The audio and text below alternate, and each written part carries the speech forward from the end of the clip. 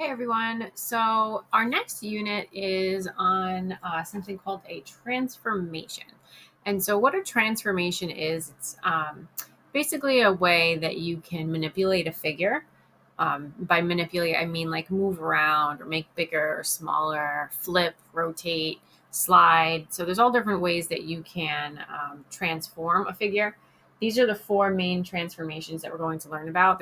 You can translate a figure, reflect a figure, rotate a figure. We're going to do all these together in this unit. And then a dilate a figure. That's later on when we learn about something called similarity, but it's still considered to be a transformation. And so when you transform a shape, so basically you're given a shape, a triangle, quadrilateral, whatever it is, some sort of shape on the coordinate plane, usually on the coordinate plane, and you're asked to do something to it. So the original shape, the one that you're given, is called the pre-image. So that's the original, is the pre-image. And the final shape, like after you turn it or slide it or flip it or whatever, that's called the image. So you have pre-image and image. So the image is the new one. The points of the pre-image are labeled with just regular plain capital letters.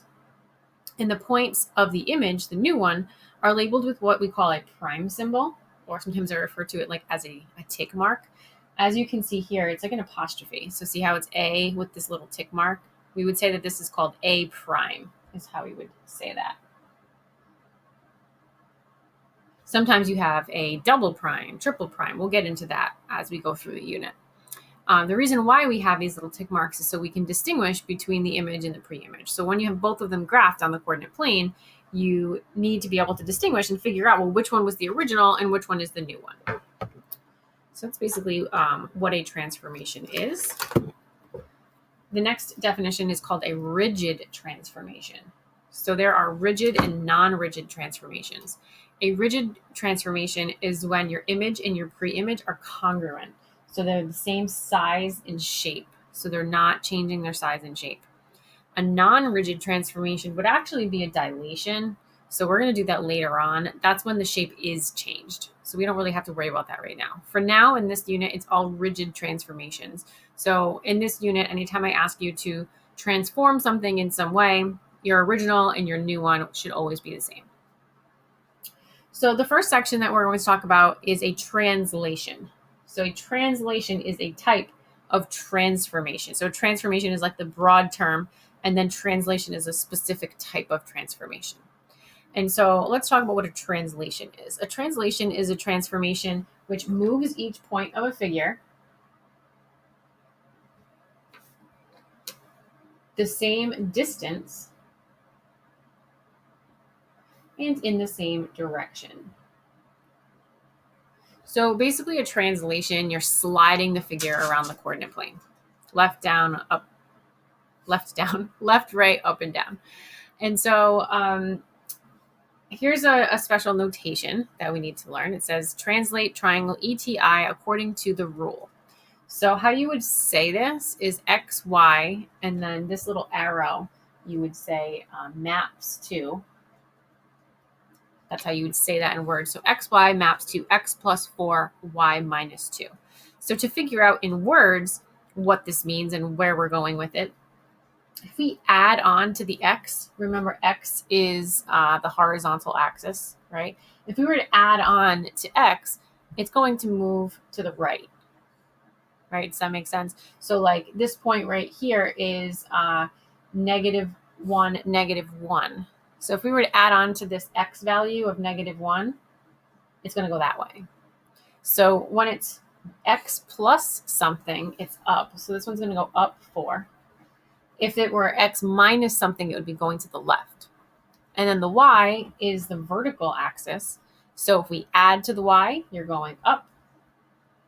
Oh, I just realized.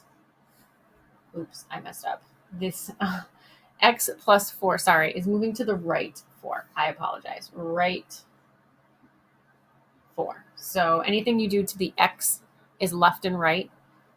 Anything you do to the Y is up and down. So if it were Y plus 2, you'd go up 2. If it's Y minus 2, you go down 2. So sorry about that. So this particular triangle, we're going to go right 4 and down 2 because it was x plus 4, so we're moving 4 to the right in the positive direction, and y minus 2, we're moving it down to the negative direction.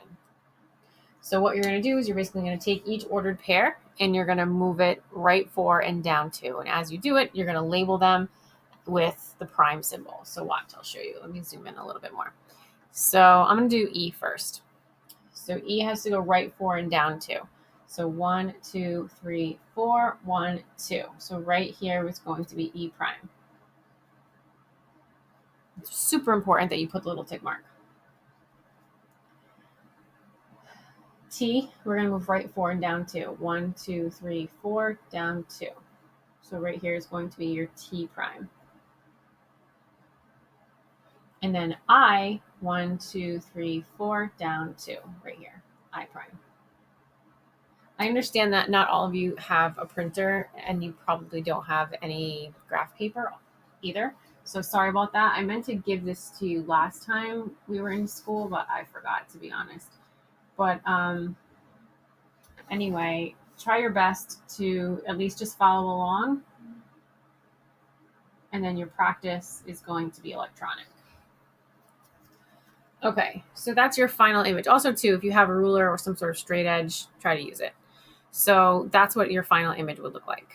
So this is the pre-image. That's the image. We moved everything right 4 and down 2. Notice this triangle, the image is the same exact size and shape as this one. I didn't make it bigger or smaller.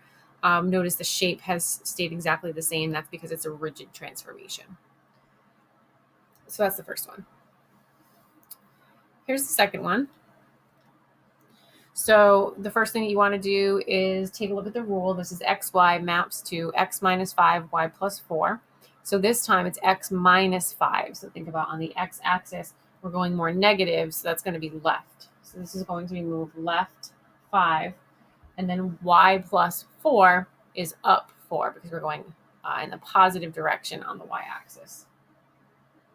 So you're just going to take each point and move it left 5 and up 4. As you do it, you're plotting the point and you are labeling it with the prime symbol. So I'm going to start with x, 1, 2, 3, 4, 5, 1, 2, 3, 4. 1, 2, 3, 4, 5, 1, 2, 3, 4. Notice I'm labeling with capital letters with the prime symbol. So important. Let's do Q. 1, 2, 3, 4, 5. 1, 2, 3, 4. And then U. 1, 2, 3, 4, 5. 1, 2, 3, 4. Okay, so that's the shape for this one. Let's connect.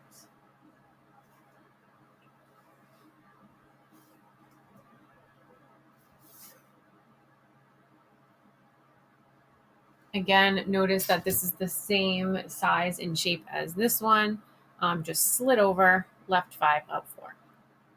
So that's how, if I give you a rule, how you would perform a translation. Now, sometimes you're given a pre-image and image on the same coordinate plane, and you are asked to write the rule. And so how we do this is you want to first identify the pre-image and the image. I know it's a little bit hard to see here, but hopefully you guys can tell that this L here has a prime symbol. This one does too, but it's kind of like hidden in with the triangle. And then this is B prime. It's right here, but they didn't really do a good job of labeling it. So that means that this one is the pre-image and this one is the image. So this one was the original and we moved it over here.